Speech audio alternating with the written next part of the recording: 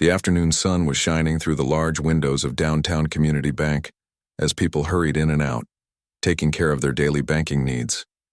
It was one of those busy Tuesday afternoons when everyone seemed to have something important to handle before the week got too crazy. Among the customers that day was David, a well-dressed man in his mid-40s who rolled his wheelchair through the automatic doors with the confidence of someone who had been there many times before. He wore a sharp navy blue suit that clearly wasn't cheap and carried a leather briefcase that looked like it had seen plenty of important meetings. His appearance spoke of success and professionalism, from his perfectly polished shoes to his neatly trimmed beard. David had been coming to this particular bank for over 10 years. He knew the layout by heart, could navigate around the ropes and barriers with ease, and was familiar with most of the staff. This wasn't just any regular banking day for him, though. He had some serious business to take care of, the kind that involved moving large amounts of money for his law practice. You see, David wasn't just any customer. He was a successful civil rights lawyer who had built quite a reputation in the city. His firm specialized in helping people who had been treated unfairly because of who they were or what they looked like. He had won some pretty big cases over the years, and his client list included everyone from small business owners to major corporations who needed his expertise. 5 years ago, David's life had changed dramatically.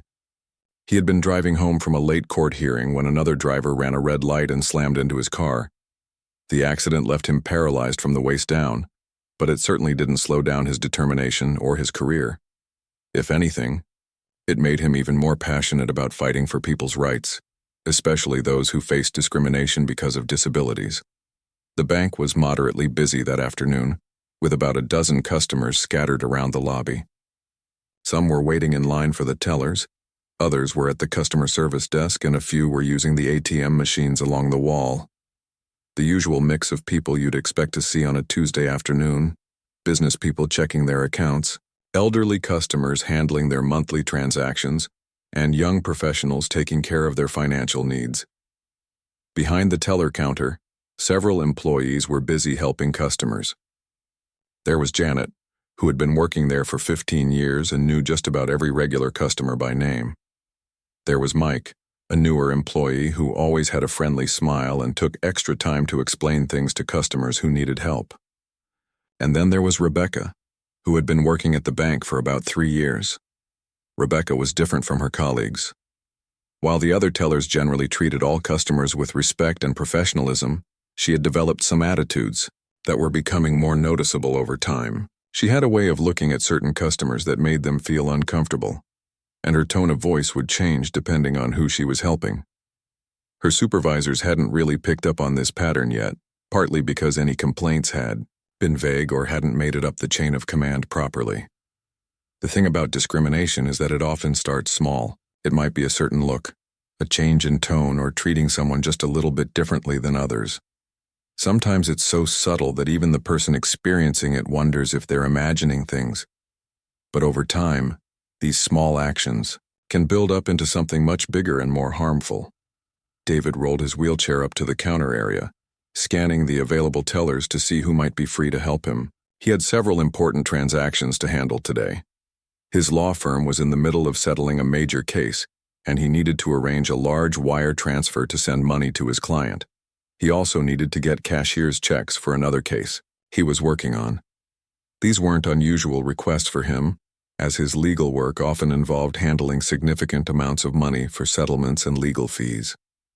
The leather briefcase on his lap contained all the necessary paperwork for these transactions.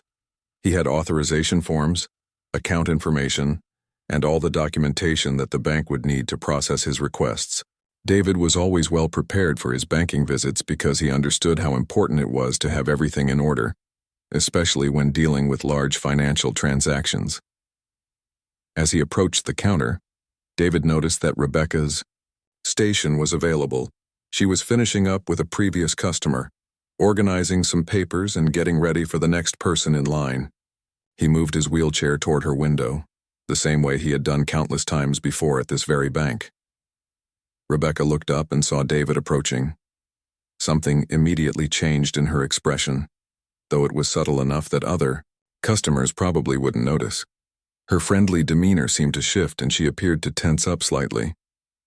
She finished organizing her papers more slowly than necessary, as if she was hoping someone else might become available to help him instead. David arrived at her window and offered his usual polite greeting. "Good afternoon," he said with a professional smile. "I hope you're having a good day so far." Rebecca nodded but didn't return the warm greeting that she had given to previous customers.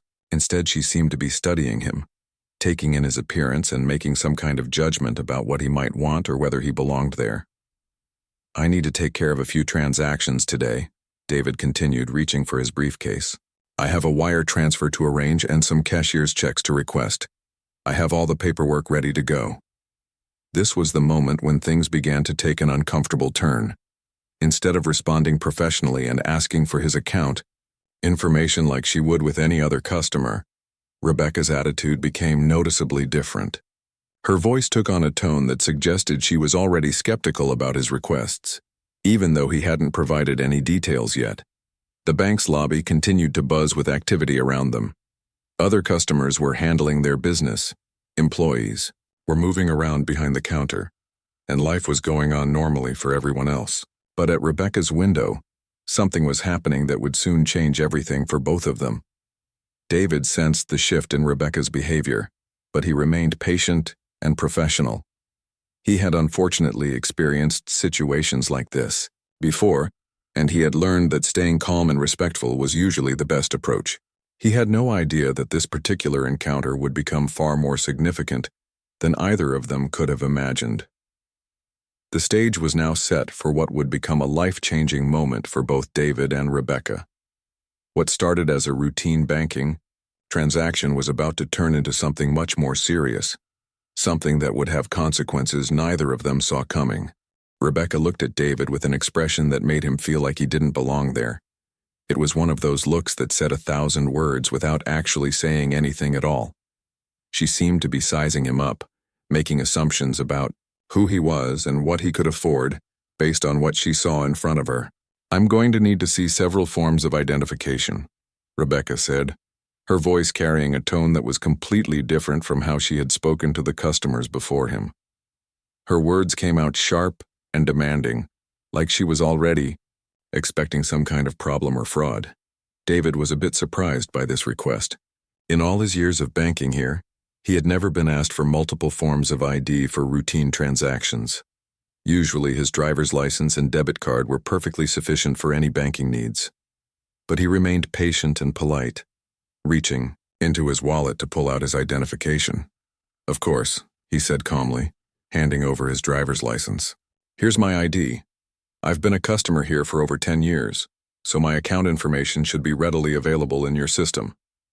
Rebecca took his license and stared at it for much longer than necessary, as if she was trying to find something wrong with it.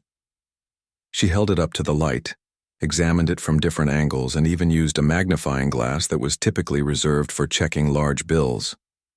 Her behavior was becoming more obvious to other customers who were starting to notice the unusual treatment. "This doesn't look right to me," she said loudly enough for people nearby to hear. "I'm going to need additional documentation to verify your identity and your authorization to access these accounts." David felt his stomach tighten a bit, but he kept his voice steady and professional. "I'm not sure what you mean. That's a valid, state-issued driver's license, and I can provide my debit card and account information as well. What additional documentation are you looking for exactly?" Instead of giving him a clear answer, Rebecca started asking questions that made no sense for a routine banking transaction. She wanted to know who had driven him to the bank, whether someone else was responsible for his finances, and if he had permission from a family member to be making these transactions. "Look," she said, her voice getting louder and more condescending. "I deal with all kinds of people every day, and I can tell when someone is trying to access accounts they shouldn't be accessing. Are you sure you're supposed to be handling these kinds of complicated financial matters?" The word complicated hit David particularly hard because there was nothing complicated about a wire transfer and cashier's checks. These were standard banking services that he had used dozens of times before. But Rebecca was treating him like he was trying to do something far beyond his capabilities. Other customers in line were starting to shift uncomfortably. An elderly woman behind David whispered something to her husband, and a young mother with her toddler moved to a different line entirely. The atmosphere around Rebecca's window was becoming tense and awkward for everyone involved.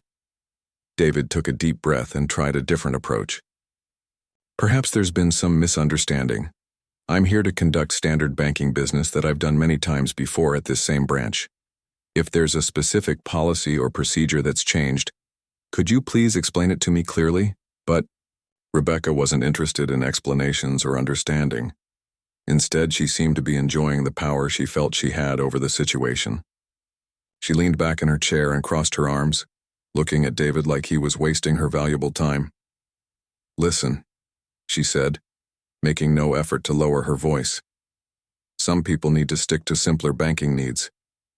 Maybe you should consider using the ATM for basic transactions instead of trying to handle these more complex services." As she spoke, she gestured dismissively toward his wheelchair, making it clear that her judgment wasn't just about his banking needs, but about her assumptions regarding his abilities as a person with a disability.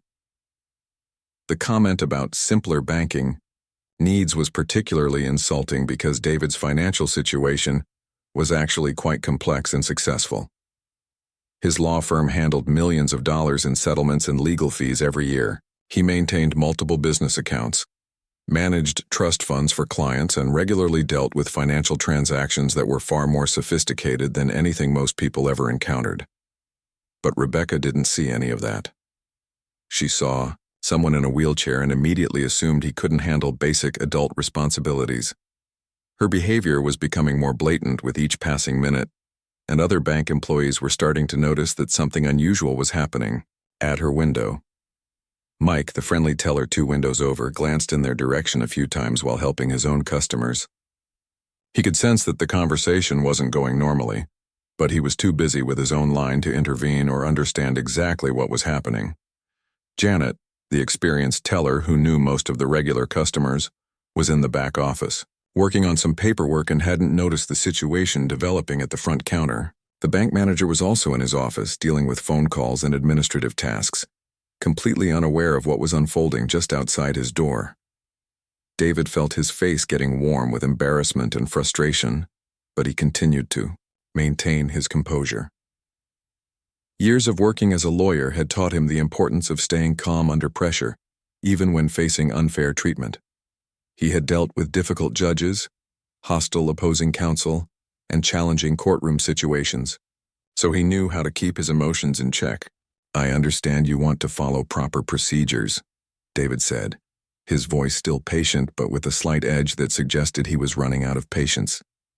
"But I'm asking you to treat me with the same respect and professionalism that you would show any other customer. Can we please focus on processing these standard banking transactions?" Rebecca's response was even worse than her previous comments. She rolled her eyes dramatically and let out an exaggerated sigh, as if David was being completely unreasonable by expecting normal customer service. "Maybe you need someone to help you understand how banking works," she said with a smirk that made several nearby customers visibly uncomfortable. "Do you have a caretaker or family member who handles your financial affairs? Because these kinds of transactions really should be handled by someone who understands what they're doing." The suggestion that he needed a caretaker was the most insulting thing she had said yet. David was a successful attorney who managed complex legal cases, handled his own finances, owned his home, and lived completely independently. The idea that he needed someone else to handle basic banking was not only wrong but deeply offensive. At this point, several customers were openly staring at the interaction, clearly uncomfortable with what they were witnessing. A businessman in line behind David was shaking his head in disapproval. 2 college students were whispering to each other about how unfairly the teller was treating him. Even a bank security guard was starting to pay attention to the unusual situation developing at the counter. But Rebecca seemed oblivious to how her behavior was affecting everyone around her. She was so focused on her assumptions and prejudices that she couldn't see how obviously wrong and unprofessional she was being. She had no idea that she was making the biggest mistake of her professional career, and that the man sitting calmly in front of her had the knowledge and resources to make sure there were serious consequences for her actions. David remained seated, in his wheelchair, his hands folded calmly in his lap, watching Rebecca dig herself deeper into a hole that would soon become impossible to escape from. David sat quietly in his wheelchair, watching Rebecca continue her unprofessional behavior. What she didn't know was that he had been carefully observing and mentally noting every single thing she had said and done from the moment her attitude had changed. Years of working as a lawyer had taught him to pay attention to details, especially when someone was treating him unfairly. Without making it obvious, David had pulled out his phone early in the conversation and started recording. The phone was positioned in a way that captured both their voices clearly, and he had been careful to keep it running throughout the entire exchange. Every insulting comment, every dismissive gesture, and every violation of proper customer service was being documented. Rebecca was still going on about how he needed someone else to handle his banking, completely unaware that she was digging herself into a deeper and deeper hole with every word. She seemed to think she was in complete control of the situation, that she could treat him however she wanted because she assumed he had no power or resources to fight back. "Look, I'm trying to be patient with you," Rebecca said, her voice dripping, with fake concern that fooled absolutely nobody. "But I really think you should bring someone with you next time who can properly explain what you need. These financial matters can be very confusing for people in your situation." The phrase "people in your situation" made several customers in line wince visibly. It was such an obviously prejudiced way to speak that even people who weren't directly involved in the conversation felt uncomfortable hearing it. A woman with her teenage daughter actually stepped out of line and went to use the ATM instead, clearly not wanting to be associated with what was happening. David remained calm, but inside he was amazed at how badly Rebecca was handling this situation. In all his years of fighting discrimination cases, he had seen people make mistakes, but rarely had he witnessed someone be so openly biased in such a public setting. She was essentially building a perfect legal case against herself with every sentence. "I appreciate your concern," David said in a measured tone that carried just a hint of something Rebecca should have recognized as danger. "But I think there might be some confusion here about my abilities and my relationship with this bank. Perhaps we should take a step back and approach this differently." But Rebecca was too caught up in her own assumptions to hear the warning in his voice. Instead, she doubled down on her behavior, making things even worse for herself. "I don't think you're understanding what I'm trying to tell you," she said, speaking slower and louder as if he had trouble hearing or comprehending basic English. "These aren't the kind of services that everyone can just walk in and use. There are procedures and requirements that need to be met." At this point, Mike from the neighboring window was openly watching the conversation, his own customer having finished their transaction. He looked concerned and confused about why Rebecca was treating a customer so poorly, but he wasn't sure if he should intervene or if there was some legitimate banking issue he wasn't aware of. David decided it was time to end this charade. He reached into his leather briefcase, and Rebecca probably expected him to pull out more identification or banking documents. Instead, his hand emerged with something completely different that would change everything in the next few seconds. "You know what, Rebecca?" David said, reading her name tag for the first time and using her name in a way that immediately commanded attention.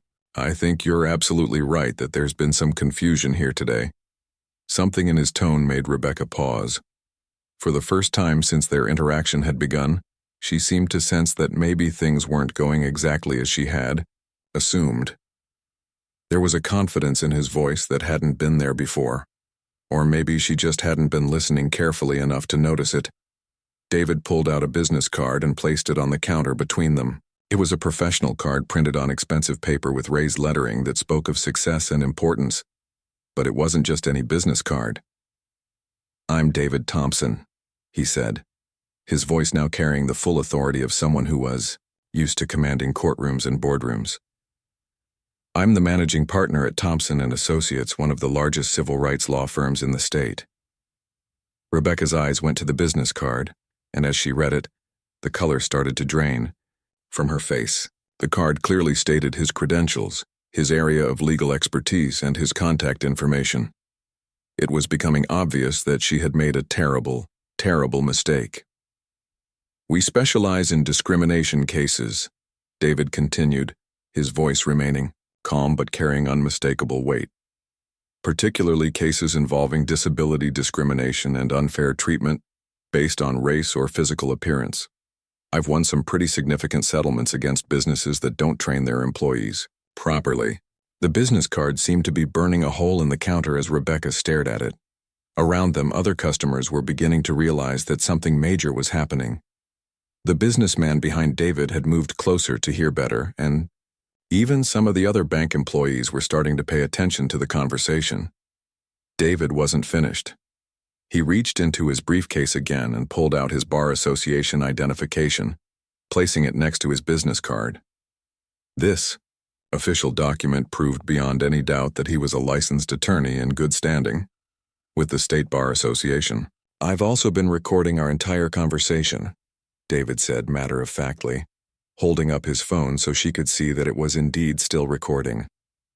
"I have documentation of every comment you've made about my abilities, every assumption you've expressed about my disability, and every way you've treated me differently than other customers." Rebecca's face went from pale to completely white.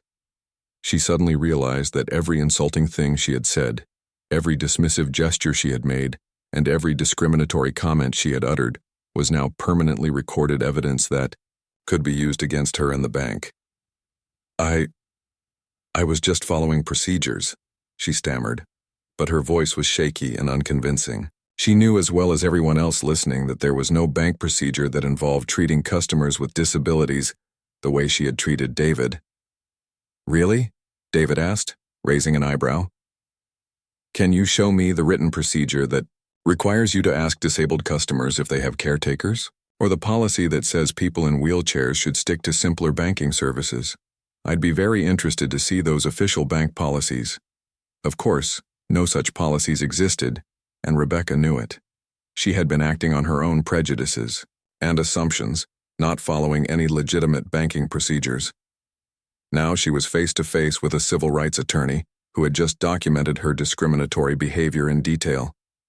The other customers were now openly watching the drama unfold. Some were pulling out their own phones, sensing that they were witnessing something that might end up being significant. The elderly woman who had whispered to her husband earlier was shaking her head in disgust at how Rebecca had behaved. Mike, the teller from the next window, finally understood what had been happening and looked absolutely horrified. He knew Rebecca could be difficult sometimes, but he had never seen her be so openly discriminatory toward a customer. He was already thinking about whether he should call the manager immediately. David leaned forward slightly in his wheelchair, his professional demeanor now fully on display. This was the same presence he brought to courtrooms when he was fighting for his clients' rights, and it was clear that Rebecca had picked the wrong person to discriminate against. "I think it would be best if we got your manager involved in this conversation," David said. It wasn't really a request, and Rebecca knew it. "I'd like to discuss your bank's policies regarding customer service and discrimination with someone who has the authority to address this situation properly." Rebecca's hands were literally shaking now as she realized the full scope of what she had done. She had discriminated against a civil rights lawyer, been recorded doing it, and done it all in front of multiple witnesses. Her career at the bank was about to be over, and she was only just beginning to understand how serious this situation had become. The moment of truth had arrived, and there was no going back from what was about to happen next. Rebecca stood frozen behind the counter, staring at David's business card and bar association identification like they were two snakes ready to bite her. The reality of what she had done was hitting her like a freight train, and she could feel her entire world starting to crumble around her. "I need to speak with your manager immediately," David said again, his voice carrying the kind of authority that made it clear this wasn't a request that could be ignored or delayed. "This situation requires immediate attention from someone with decision-making authority." Rebecca's mouth opened and closed like a fish out of water. She wanted to say something, anything, that might make this situation go away. But she knew there was nothing she could say that would undo the last 20 minutes of discriminatory behavior that had been recorded on David's phone. I'll get him right away," she finally managed to whisper, her voice barely audible. Her hands were shaking so badly that she could barely pick up the phone to call the manager's office. While Rebecca made the call, David remained perfectly calm in his wheelchair. He organized his business cards and identification, made sure his phone was still recording, and waited patiently for the manager to arrive. Around him, the other customers were buzzing with quiet conversation about what they had just witnessed. The businessman who had been standing behind David approached him. "Excuse me," he said quietly. "I just wanted to say that what happened here was completely unacceptable. I heard everything, and if you need a witness for anything, I'd be happy to provide a statement about what I saw." David thanked him professionally and handed him one of his business cards. "I appreciate that very much," he said. "Witnesses are often crucial in these types of situations." Several other customers also approached David, offering to serve as witnesses or expressing their disgust at how Rebecca had treated him. It was becoming clear that everyone in the bank had noticed her inappropriate behavior, and they were all willing to support David's version of events. Within 3 minutes, the bank manager came rushing out of his office. His name was Robert, and he had been managing this branch for 8 years. He had dealt with customer complaints before, but something about the urgency in Rebecca's voice when she called him suggested this was more serious than usual. Robert took one look at the scene at Rebecca's window and immediately knew this was bad. There was David, clearly a professional and successful man, sitting calmly with official-looking documents spread on the counter. There was Rebecca, looking like she was about to have a panic attack. And there were multiple customers standing around watching the situation with obvious concern. "Good afternoon, sir," Robert said to David, his voice professionally polite, but clearly worried. "I understand there's been some kind of issue with your banking experience today. I'm Robert, the branch manager, and I'd like to help resolve whatever problem has occurred." David looked up at Robert with the same calm, professional demeanor he had maintained throughout the entire ordeal. "Good afternoon, Robert. Yes, there has been a significant problem, and I'm glad you're here to address it." He handed Robert his business card and Bar Association identification. "I'm David Thompson, a civil rights attorney. I've been a customer of this bank for over 10 years, and today I experienced what I can only describe as systematic discrimination based on my disability and possibly my race." Robert's face went pale as he read David's credentials. A civil rights attorney. This was every bank manager's worst nightmare. He knew that discrimination cases against banks could result in massive lawsuits, federal investigations, and terrible publicity that could damage the bank's reputation for years. "I've recorded the entire interaction with your employee," David continued, gesturing toward Rebecca, who was now sitting in her chair looking like she wanted to disappear into the floor. "I have clear documentation of discriminatory treatment, inappropriate comments about my abilities, and violations of both the Americans with Disabilities Act and basic customer service standards." Robert listened carefully as David explained exactly what had happened. He described Rebecca's demand for multiple forms of identification when no such requirement existed. He detailed her comments about people like him needing to stick to simpler banking services. He explained how she had suggested he needed a caretaker to handle his financial affairs. As David spoke, Robert's expression grew more and more serious. He glanced over at Rebecca several times, and each time he looked more disappointed and concerned. This wasn't just a customer service issue. This was a legal liability that could cost the bank hundreds of thousands of dollars and create a public relations disaster. "I'm going to be completely honest with you, David," Robert said, using his first name to show respect and create a more personal connection. "What you're describing is absolutely unacceptable and completely against our bank's policies and values. We take discrimination very seriously, and there's no excuse for the treatment you've received." David nodded appreciatively. "I'm glad to hear that, Robert. The question now is what you're going to do about it." Robert knew he was in crisis management mode. He needed to handle this situation carefully and professionally, or it could spiral into something much worse for the bank. He had to balance protecting the bank's interests with doing the right thing for David and ensuring this kind of incident never happened again.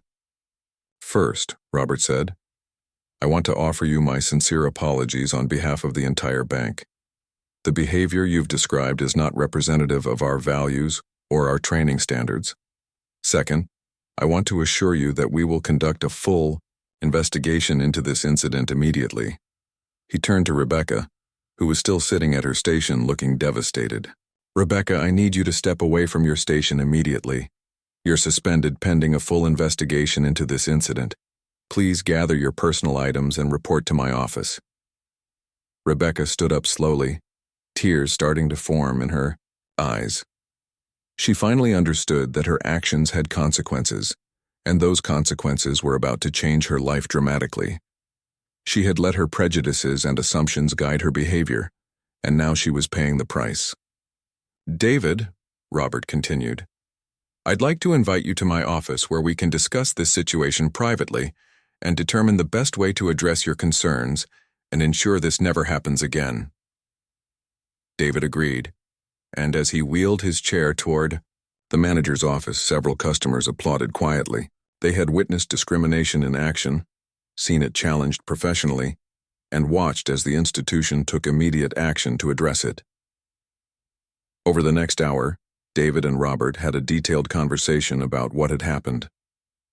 Robert listened to portions of the recording, reviewed the bank's security footage, and interviewed the customers who had witnessed the incident. Every piece of evidence confirmed David's account of the discriminatory treatment he had received. By the end of the week, the bank's investigation was complete. Rebecca was terminated from her position, with the incident documented in her permanent employment record. The bank implemented new sensitivity training for all employees, revised their customer service policies to specifically address disability, discrimination, and established a direct reporting system for discrimination complaints. David chose not to pursue a lawsuit against the bank, recognizing that Robert and the bank's corporate leadership had handled the situation appropriately once they became aware of it. However, he did use the incident as a teaching opportunity in his legal practice, helping other clients understand their rights and the importance of documenting discriminatory treatment. The story spread throughout the legal community as an example of how discrimination can happen anywhere, but also how maintaining dignity and professionalism in the face of prejudice can be more powerful than anger or retaliation. David's calm, professional response had achieved justice without destroying lives unnecessarily. Rebecca, meanwhile, found herself looking for a new job with a serious mark on her employment record. The incident forced her to confront her own biases and prejudices, leading to some difficult but necessary self-reflection about how she viewed and treated people who were different from her. For the bank, the incident became a wake-up call about the importance of ongoing training and vigilance against discrimination. They realized that having policies against discrimination wasn't enough if they weren't actively ensuring those policies were followed and enforced. The other customers who witnessed the incident walked away with their own lessons about the importance of speaking up when they see discrimination happening. Several of them later contacted David to thank him for handling the situation with such grace and professionalism. In the end, what started as a routine banking visit became a powerful reminder that discrimination still exists in everyday situations, but that it can be challenged effectively when people stand up for their rights with knowledge, documentation, and professional determination. David's experience showed that justice doesn't always require courtrooms and lawsuits. Sometimes it just requires courage, preparation, and the willingness to hold people accountable for their actions.